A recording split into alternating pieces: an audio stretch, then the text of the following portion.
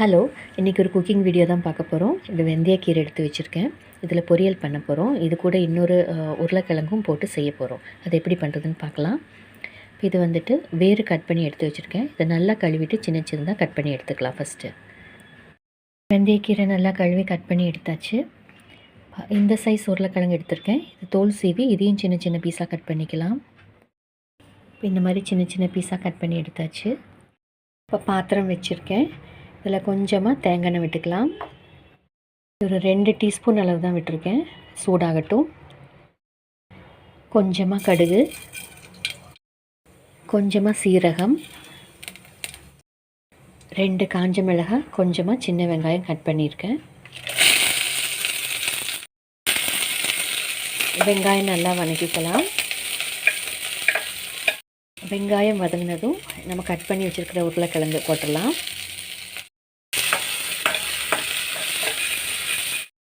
இதில் உருளைக்கிழங்குக்கு அளவாக கொஞ்சமாக உப்பு போட்டுடலாம்.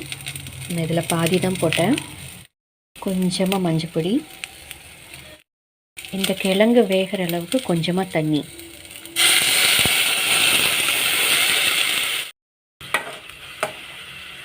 இந்த கிழங்கெல்லாம் நல்லா மூழ்கிற அளவுக்கு ஊற்றிடலாம். இது ஒரு மீடியம் ஃப்ளேமில் இந்த கிழங்கு ஒரு 3/4 பதம் அளவுக்கு வேகட்டும். மூடி வச்சிடலாம். இப்போ தண்ணி எல்லாம் கம்மி ஆயிடுச்சு. கிழங்கு வெந்துருச்சு, லைட்டாக வெந்திருக்கு. கம்ப்ளீட்டாக வேகலை, ஒரு 3/4 பதம் வெந்திருக்கு. இப்போ நம்ம கீரையை ஆட் பண்ணிக்கலாம்.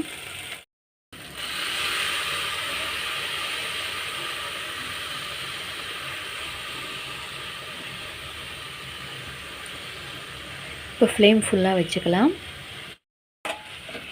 ஃப்ளேம் ஹை ஃப்ளேம் வச்சுருக்கு. இப்படி நல்லா வதக்கி விடலாம். நல்லா ஒரு 2-3 நிமிஷம் இப்படியே வதக்கி விட்டுட்டே இருந்தால் கீரை நல்லா வெந்துடும். ஹை ஃப்ளேமில் வச்சு நல்லா வதக்கி விடலாம். நம்ம உருளைக்கிழங்குக்கு மட்டும்தான் அளவாக உப்பு போட்டிருக்கோம். கீரை நல்லா வதங்கினதுக்கப்புறம் உப்பு ஆட் பண்ணால் போதும். கீரைக்கு அளவாக இது நல்லா வதக்கி விடும்போது இங்கே பார்த்திங்கன்னா கொஞ்சம் இப்படி தண்ணி விடும். இப்படியெல்லாம் வராமல் நல்லா ட்ரையாக வதக்கிற வரைக்கும் நம்ம அப்படியே ஸ்டவ்வில் வச்சுருக்கணும். இப்போ பார்த்திங்கன்னா அந்த தண்ணி எல்லாம் இல்லை, கீரையும் நல்லா ட்ரை ஆயிடுச்சு, நல்லா வெந்திருக்கு. இப்போது அந்த கீரைக்கு அளவாக கொஞ்சமாக உப்பு போட்டுக்கலாம்.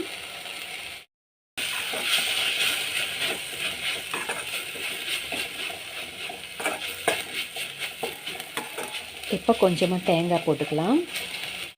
தேங்காய் கொஞ்சம் துருவி வச்சுருக்கேன், ஆட் பண்ணிக்கலாம். ஸ்டவ்வில் ஒரு நிமிஷம் மட்டும் வச்சுட்டு தேங்காய் பரட்டி விட்டுட்டு ஆஃப் பண்ணிடலாம். ஸ்டவ்வை ஆஃப் பண்ணிட்டேன்.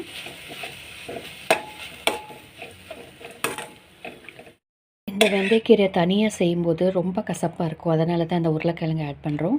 அதுவும் இல்லாமல் இந்த வெந்தயக்கீரை தனியாக சாப்பிட்டோம்னா சுகரை ரொம்ப லோ பண்ணி விட்டுரும். ஒரு மாதிரி கிடினஸாக இருக்கும்.